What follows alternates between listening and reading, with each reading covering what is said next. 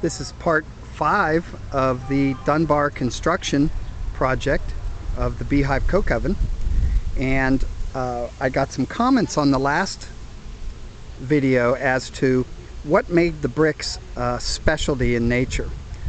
I will tell you that, first of all, you can see a pile of them here. It might not mean anything to you, but these bricks are probably 70 years old. We found them in an abandoned coke oven in pristine, never used condition. So we'll get a little quick education on each brick and what their purpose is and why they're designed the way they are.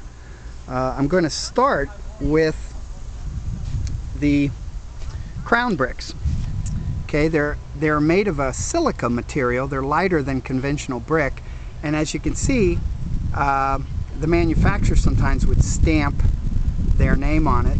One is the York Brick Company and the other is Grefco. We don't know where the Grefco factory was. Now, the crown bricks are unique in that they are tapered on 3 sides. 2 sides so that you have a ability to make it round going up, because if you can see my finger here, this is actually the inside edge here, and it'll go up in a curvature, and then it's also tapered on one side so that it would go up accordingly. Okay, this is a liner brick, which looks like a crown brick, but it's only tapered on 2 sides.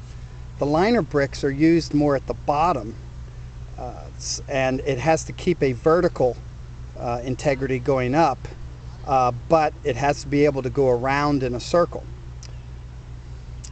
This is actually a big dense brick that used to, it's a dauber brick.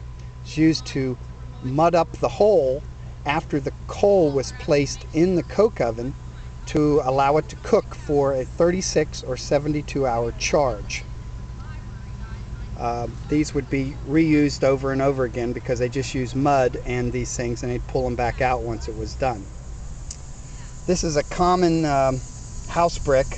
This is what they use to finish out the face of the oven door. These next bricks are probably the most interesting because they are tapered in so many directions. These are what are used to cut what's called a trunnel hole. It's the very top of the oven where the coal would be poured in off of the Larry cars. I'm going to show you a trunnel. I assembled all the bricks to show you a trunnel hole in its completed state. I'll show you in just a moment. This is a 12 by 12 floor brick which the coal would rest upon once they put it in the oven.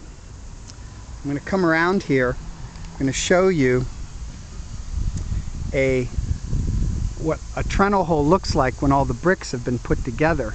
This is if we were standing inside the oven and looking straight up. This is like the bottom side of the trunnel.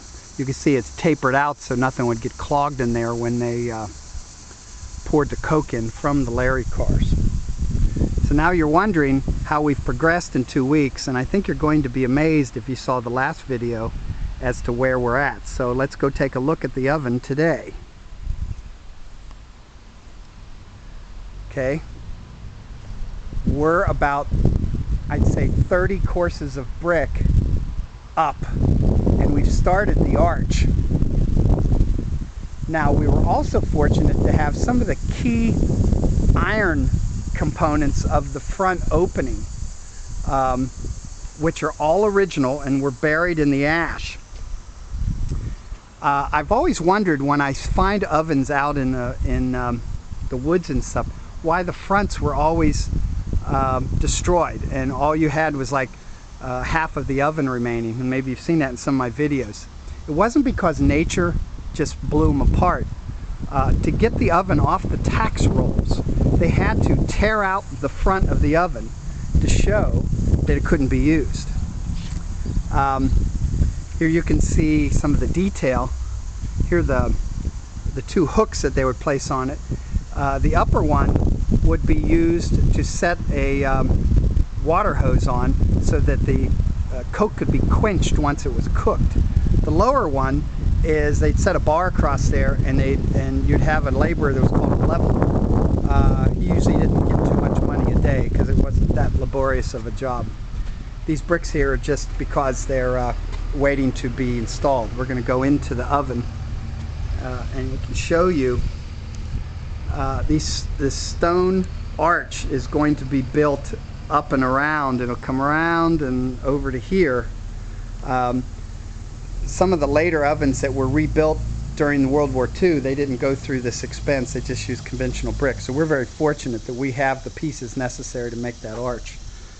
The corbel that went back here was actually done with big corbel bricks, but we couldn't find any enough that were in good condition. So we did cheat a little bit here, and we've used bricks, and you flare in to the oven, and you can see, you know, the curvature work that's going on here. Once this is done and you're standing inside, it'll be roughly 8 foot tall to the top, to the trunnel.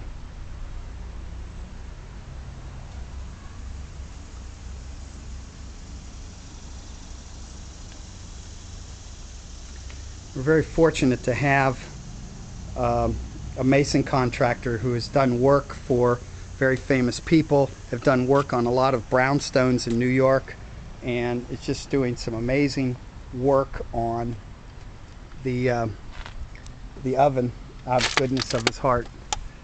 And certainly the Dunbar Historical Society appreciates it. This is one of these corbels that these things weigh a ton, that normally would have been used in the opening here. So these are just conventional house bricks, and you can see the floor bricks getting ready for installation on the floor. Nice front shot of it. If you compare to the last time I was here, you see that we've made quite a bit of progress in 2 weeks. Come down and see it. Come see it, and certainly we'll take any help that you care to offer.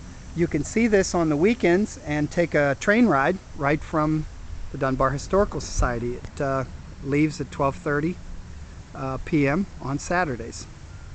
So, moving right along, stay tuned for part 5 in a couple of weeks.